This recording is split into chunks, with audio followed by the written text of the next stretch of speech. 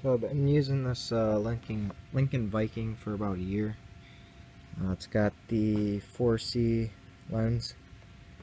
I think the lens is mostly hype. It's a different color, but that's about it. The helmet's not too heavy.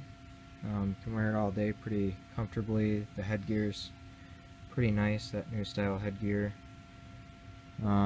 The battery, I think, lasted me only like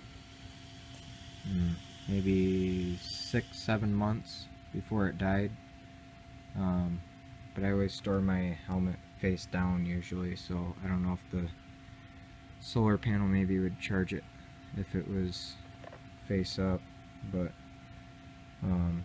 works pretty well. It's got a nice wide lens if you care for that.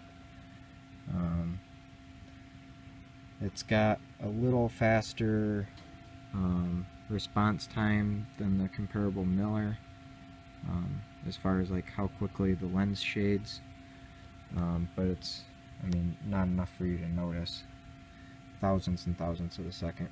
But overall, it's a pretty good helmet. Like I said, the lens I think is mostly hype, but it's a pretty good helmet, so worth the money.